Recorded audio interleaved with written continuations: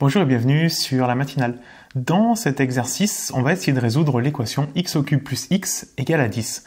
Le problème ici, c'est qu'on a une équation du troisième degré et on ne sait pas trop gérer ça. On sait faire le premier degré, c'est facile. Deuxième degré, c'est facile quand il y a de l'exponentielle, de la racine ou plein de choses comme ça. Mais quand on a du degré 3, on ne sait pas trop comment faire. Par contre, il y a un truc qui serait très simple, c'est qu'on arrive à trouver une solution évidente, c'est-à-dire une valeur de x pour laquelle ça fonctionne. Je vous conseille de tester toujours quand vous avez du cube comme ça. Prenez x égale 0, x égale 1, x égale 2, x égale moins 1, x égale moins 2. Testez. S'il n'y a rien qui marche, bon, allez voir, essayez autre chose. Mais généralement, ça marche assez bien.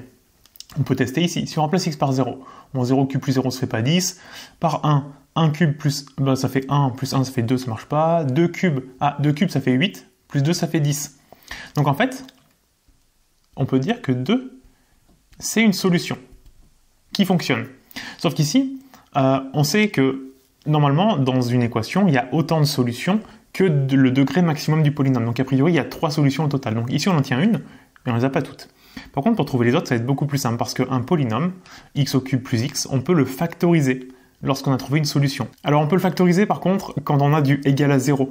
Le 2, c'est une solution de l'équation, mais on peut factoriser par une racine, lorsqu'on tient une racine. Et une racine, c'est lorsque toute la formule est égale à 0. Toute notre ligne est égale à 0. Donc ce qu'on va faire, c'est que le 10, on va le mettre à gauche, de sorte à avoir un égal 0 et pouvoir se servir du 2 en tant que racine, et non en tant que solution de l'équation. Donc on va avoir x au cube plus x moins 10 égale à 0. Et puis nous, on vient de dire que 2 était solution. Et maintenant, c'est même plus qu'une solution, c'est carrément une racine, on appelle ça une racine, puisque le tout vaut 0.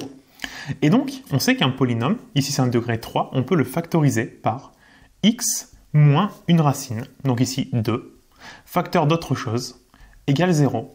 Quand on a une racine, on peut factoriser par la racine. Mais un truc important, regardez, si je vous dis x puissance 3 fois x puissance 2, c'est égal à quoi? Et bien ça va être égal à x puissance 5. Quand on multiplie deux choses identiques sous une puissance, les puissances, elles s'ajoutent. Ici, on a un polynôme de degré 1, x puissance 1. À côté, on cherche un polynôme, mais on ne sait pas trop quel degré. Par contre, on sait qu'au total, on doit retrouver ce qu'on avait au-dessus, donc un degré 3. Si les degrés s'ajoutent, si ici on en a un, ça veut dire qu'obligatoirement ici, on a un polynôme du second degré. Plus bx, plus c. Et donc nous, il faut qu'on trouve petit a, petit b, petit c. Ici, la technique qui marche la mieux, c'est en fait de tout redévelopper et de comparer avec ce qu'on avait à la base. En redéveloppant, on aura du a, du b et du c dans l'expression, mais comme cette expression-là est la même que celle qu'on avait au-dessus, il suffira de les comparer et de faire ce qu'on appelle de l'identification, c'est-à-dire de comparer les quantités communes, autant de x carré dans l'une que dans l'autre, autant de x dans l'une que dans l'autre, etc. Donc on va tout redévelopper ça. Alors si on développe, ça nous fait x fois ax carré, ça fait ax au cube, x fois bx, ça fait bx carré, x fois c, ça fait cx, moins 2 fois ax carré, donc moins 2ax carré, moins 2bx, et moins 2c. Et tout ça, on sait que ça doit être égal à x au cube, ce qu'on avait avant, plus x, moins 10. Et là, on va faire de l'identification. Alors, les quantités en cube. Ici, il y en a une, donc on a 1. Et dans l'autre, il y en a a, tout court. Donc forcément, on trouve déjà que a vaut 1. Terminé. Les quantités en x au carré. Alors, dans la première, on en a b ici, et moins 2a ici. Donc b moins 2a. Par contre, dans la deuxième, dans l'expression de départ, il n'y en a pas. Donc forcément, égal à 0. Mais on sait que a vaut 1. Donc en fait, ça nous fait b moins 2 fois 1, donc moins 2, égale 0. Autrement dit, ça nous fait b égale à 2. On vient de trouver b. Et puis, après, on va regarder les quantités en x. Dans la première, avec les inconnus, on en a c. On en a aussi moins 2b ici. Et tout ça, on sait que ça doit être égal à l'autre, il y en avait un seul, x, donc égal à 1. Mais on sait que b vaut 2, donc ça nous fait c moins 2 fois 2, donc moins 4, égal à 1. Ça nous fait donc c égale 1 plus 4, c égale 5. On a trouvé toutes nos inconnues. Je vous conseille quand même de faire aussi l'identification pour les termes qui n'ont pas de x, parce que ça permet en fait de vérifier. On connaît toutes les valeurs, mais ça permet de vérifier est-ce que ça fonctionne bien, qu'on ne s'est pas trompé. Ceux qui n'ont pas de x, mais il y a uniquement moins 2c là-haut. Et moins 2c, on sait qu'il doit être égal en dessous à moins 10. Si c vaut 5, moins 2 fois 5, ça fait moins 10, ça fonctionne, on a trouvé les bonnes valeurs. Ce qui veut dire que notre polynôme ici, on va pouvoir remplacer. A, on a dit, il vaut 1, donc ça fait 1x au carré.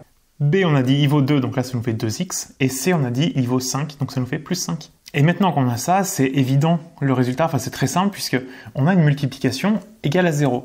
On sait qu'une multiplication, si vous multipliez des choses entre elles, si à un moment vous multipliez jamais par 0, ce ne sera pas égal à 0 au final. 2 fois 3 fois 4, enfin vous n'arriverez jamais à 0. Il faut qu'à un moment, il y ait forcément un fois 0 quelque part. Donc on sait que notre multiplication vaut 0 si un des facteurs vaut 0. Et nos facteurs, c'est tout ce qui est autour du multiplié. Donc on va chercher à quand x moins 2 vaut 0, ou alors à quand x carré plus 2x plus 5 vaut 0. Alors pour le premier, ça va être très simple. X moins 2 égale 0, ça fait x égale 2. On a une première solution. Pour le deuxième, on a un second degré. Donc quand on a un second degré égal à 0, on peut faire notre delta. Delta, c'est b au carré. Donc la quantité de x, il y en a 2. Donc 2 au carré, ça fait 4. Moins 4 fois a, on va l'écrire. 4 fois a, donc la quantité de x au carré, il y en a 1. Et c, la quantité qui n'a pas de x, il y en a 5. 4 fois 1 fois 5, ça fait 20. 4 moins 20, ça fait moins 16. Delta est négatif. Ça signifie qu'il n'y a pas de solution. Et donc on a terminé parce qu'en fait, là, ça vaut jamais 0. Lui, le premier facteur vaut 0 pour x égale 2. C'est le seul moment où ça pourra être égal à 0. Donc notre unique solution au final, c'est x égale à 2. Et on a terminé. Voilà, donc c'est un petit exo assez simple. Alors au départ, il peut être un peu compliqué parce qu'on a du cube. Pensez-y, quand il y a du cube comme ça, essayez de trouver une solution évidente, ce qui nous permettra ensuite de factoriser par cette solution et de faire baisser le degré. J'espère que ça vous a plu. Si c'est le cas, n'hésitez pas à me laisser un gros pouce en l'air. Ça soutient la chaîne, ça fait plaisir. Pensez à vous abonner. Et je vous rappelle aussi que dans la description, je vous mets mon programme MathGenius. MathGenius, c'est 10 années de cours individuels synthétisés sous forme de vidéo. Je vous prends par la main, je vous guide de A à Z pour vous faire maîtriser l'ensemble du programme de première et de terminale. Je vous ai décortiqué tous les cours, simplifié au maximum, je vous explique absolument tout. Il y a tous les théorèmes importants, tout ce qu'il faut savoir maîtriser pour le bac. Il y a les exercices. Les exercices, c'est vraiment les exercices qu'il faut maîtriser à 100%. Les vidéos sont très courtes, c'est des vidéos entre 5 et 10 minutes. Donc moi, ce que je vous conseille pour l'utilisation, c'est très régulièrement, vous y allez une fois par jour, 10-15 minutes, et ça suffit.